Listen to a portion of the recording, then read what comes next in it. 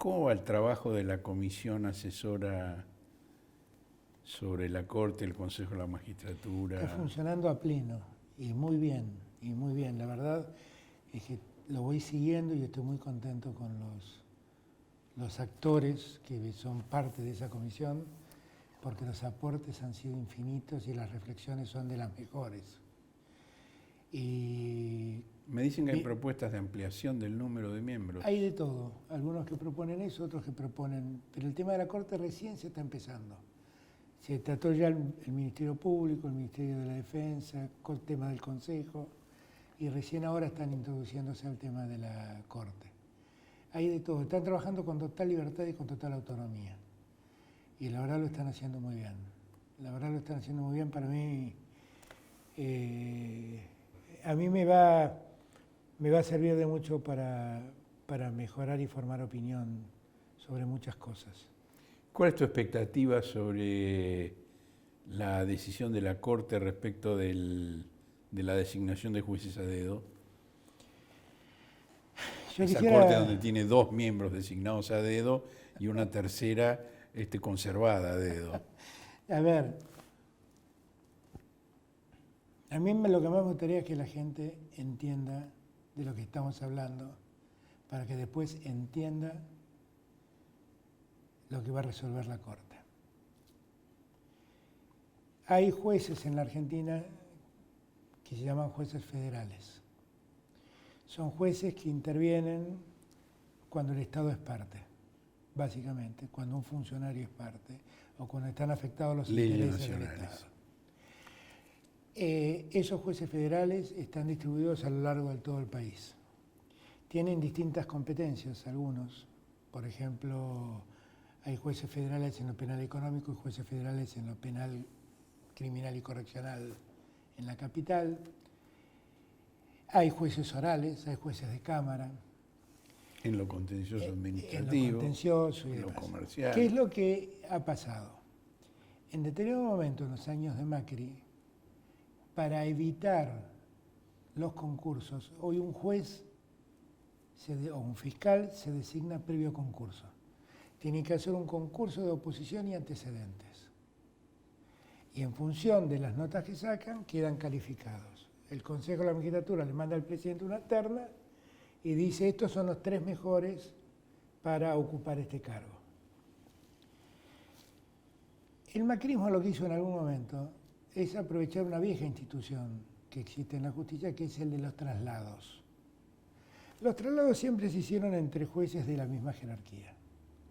En el caso típico, para que la gente me entienda del traslado, pensemos en una cámara. Una cámara de apelaciones tiene salas. Cada sala tiene 3 miembros. En la sala 1, el miembro A se pelea con el miembro B. Entonces el miembro B pide ser trasladado a otra sala para mejorar la convivencia de funcionamiento. Esto ha sido admitido siempre, siempre, y no ha habido problemas. Pero lo que el macrismo descubrió es que por vía de traslados podría cubrir vacantes que a ellos les interesa cubrir. Entonces, por ejemplo, dijo... Bueno, además no es casualidad que lo que se esté discutiendo en este momento sea el depósito de 3 paracaidistas en tribunales que tenían causa de Cristina, ¿no? Por ejemplo. Los designaron como fuerza de tareas, por ejemplo, con la misión específica de romper con el juez natural y sancionar a Cristina, ¿no? Ese fue un caso peor todavía. El primer caso fue un caso donde sacaron 3 miembros de tribunales ordinarios, no federales, y los convirtieron en una sala federal. A eso la Corte se opuso y esa sala desapareció. Pero lo que estamos discutiendo ahora es la situación, primero, de 2 jueces que eran miembros de un tribunal oral federal y que pasaron a ser camaristas federales. Esos traslados son traslados que rompen con el principio de igualdad del cargo. Porque no es lo mismo ser un miembro de un tribunal. Materia y de claro, funciones. No es lo mismo ser un tribunal oral que ser un camarista. Primero, son jerarquías distintas. Lo único que tienen igual es el sueldo. Claro, uno es un juez de primera instancia, el otro es un juez de cámara, de alzada. Es verdad, tienen el mismo sueldo, pero que tengan el mismo sueldo no quiere decir que tengan la misma jerarquía. Porque con ese criterio podría ser camarista federal, podría trasladar un secretario de la Corte y mandarlo a un tribunal oral Que o a la también tiene Cámara. el mismo sueldo. Claro, no es un problema de sueldo, es un problema de la jerarquía. Uno es un tribunal de alzada, el otro no.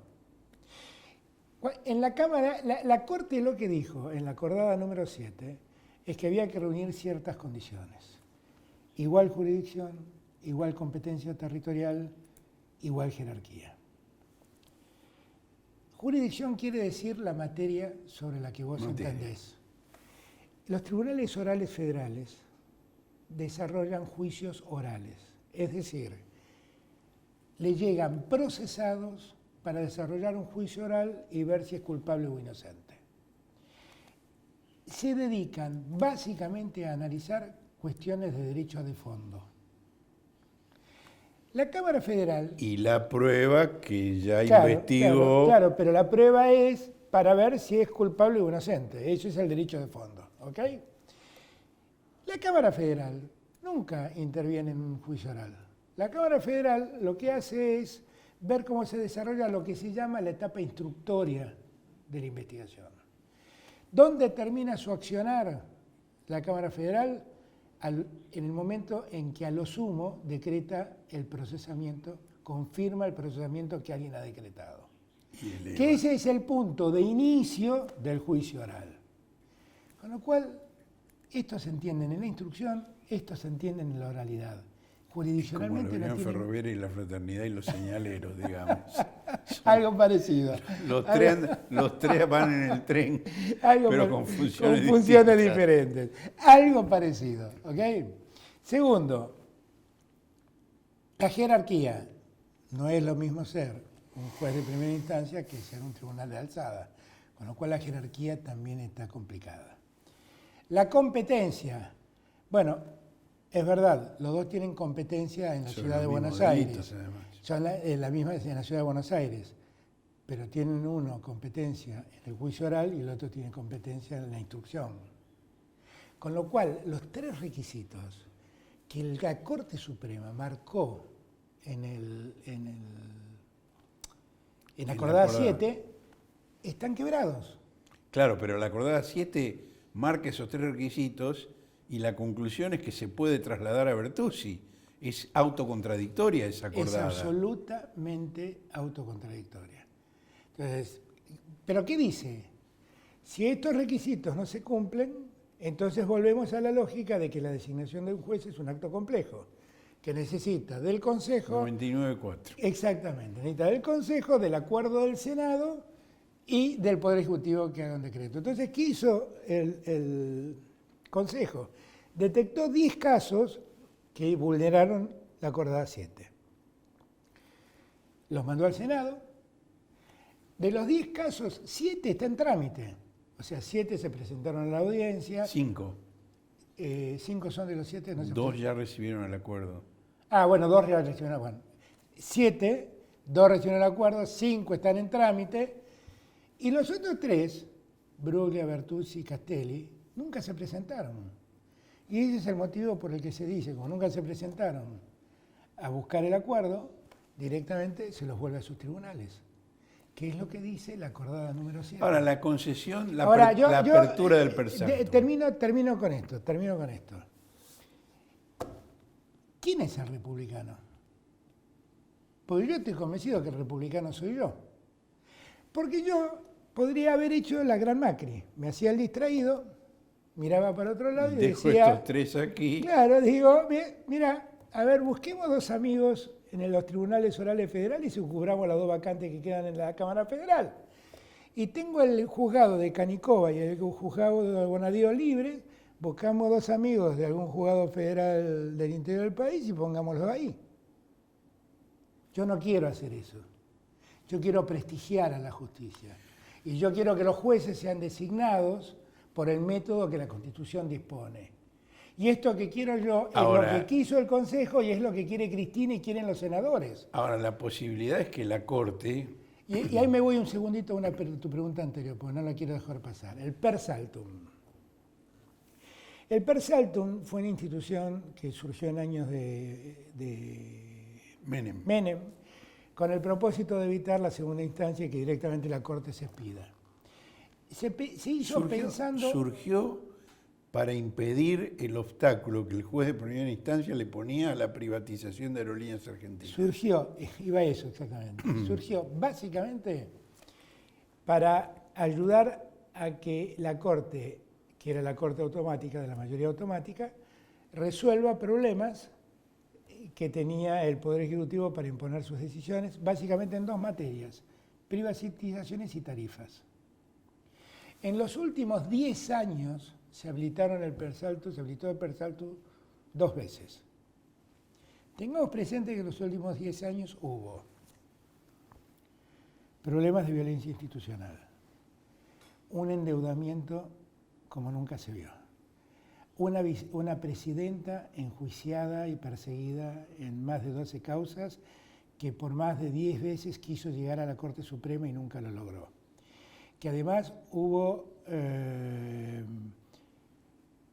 hechos del gobierno abiertamente inconstitucionales, como por ejemplo la designación de decreto de 2 miembros de la Corte, por las que nunca la Corte se preocupó.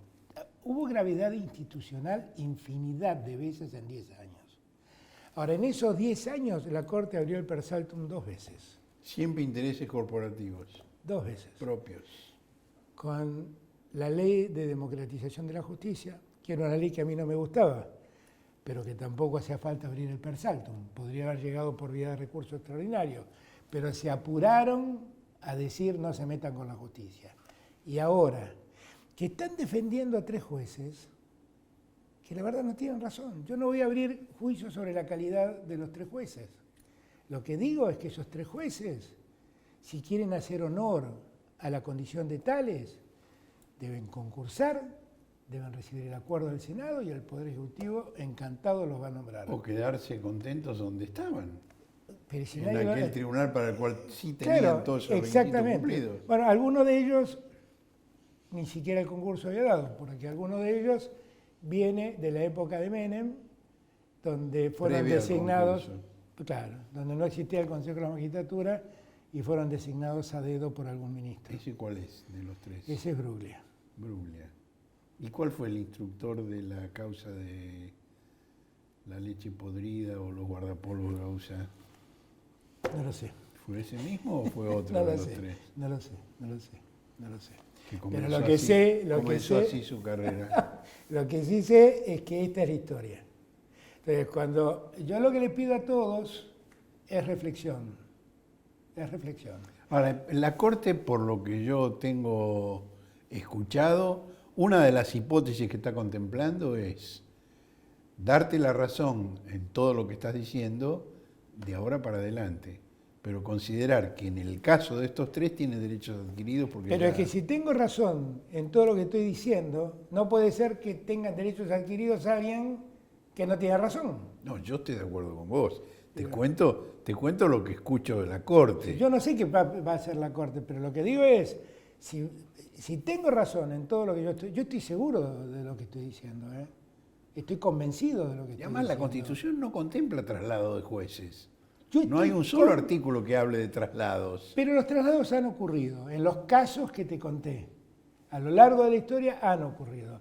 Y ha habido también casos excepcionales. Claro, siempre que las autoridades que tienen la facultad constitucional del artículo 99, inciso 4, no opinen lo contrario. Exactamente. Y ha habido casos excepcionales, como por ejemplo algún juez que por ahí está en algún lugar del interior del país y que por una cuestión familiar necesita afincarse en Buenos Aires para el tratamiento de un familiar, qué sé yo, y se dan esos traslados y se aceptaron, cargos de igual jerarquía, esos casos y de competencias semejantes, esos casos se aceptaron. Pero esto es llenar los cargos que a mí me importan con mis amigos. Sí, pero además cargos que te importan para hacer una tarea que implica sustituir al juez natural, porque previamente cargos que a mí me importan porque me van a juzgar a mí. Porque previamente echaron a los jueces que estaban allí. Además. Porque habían fallado en contra de lo que me estoy olvidando el expresidente dice que habían acordado. Me estoy olvidando de ese detalle, efectivamente. Digo, a Ballesteros lo obligaron a jubilarse. A Fara lo trasladaron a otra sala, a otra cámara. Y a Freiler lo echaron con juicio político, Así fue. que se realizó mediante una trampa, porque no tenían el número del Consejo de la Magistratura. Así ocurrió. Y para impedir que jurara el senador que tenía que asumir, Lorenzetti lo retuvo 3 horas en la Corte para que no llegara en horario Yo insisto y el siempre, Consejo pudiera suspender a Freiler. Digo, es la mafia lo que estuvo en juego acá. Yo insisto siempre en este punto. Miren, lo que yo deseo es que los jueces recuperen el prestigio social que han perdido. Para recuperar el prestigio social que han perdido, tienen que volver a ser jueces. Y lo primero es hacer la carrera judicial como la Constitución manda. Y en este punto, yo también quiero marcar algunos detalles. Quiero marcar el primer detalle de que cuando Bruglia y Bertuzzi llegaron a la Cámara Federal como llegaron, hubo dictámenes de los que fueron sus colegas, Llorens y Urso, Y que dijeron que no. diciendo que ese no era el modo de llegar a la Corte, a la Cámara. Que cuando nosotros sacamos el decreto, volviéndolos a sus juzgados de origen, la Cámara Federal en el acto ordenó la remoción de los dos. Quiero decir que una vez abierta la queja, la casación ordenó que vuelvan a sus cargos y no les concedió la licencia que sí les concedió la Corte. Entonces, evidentemente, la Corte también debería leer que los tribunales inferiores no están pensando como la Corte parece estar pensando. Parece estar pensando. Y en esos tribunales, ninguno de esos tribunales pueden estar acusados de simpatizantes del gobierno. No. Estoy hablando de Irursu. No, claro que no. Estoy hablando de jueces de la casación. No estoy hablando de jueces que uno pueda pensar que son simpatizantes del gobierno. Yo lo que quiero es tener una justicia de jueces probos, de jueces dignos. Y no tengo ganas de nombrar amigotes que me den tranquilidad, porque como yo no vine a delinquir, voy a irme con la frente en alto porque no me voy a llevar nada que no sea lo que es mío. Y no voy a permitir que en mi gobierno alguien lo haga. Y si alguien lo hace, voy a ser el primero en sancionarlo. Pero, por favor... Hoy no escucho, hablando de lo que es tuyo, no escucho a tus perros. Puede decir que si los escucharan no podríamos tener este reportaje tan tranquilos. No podría.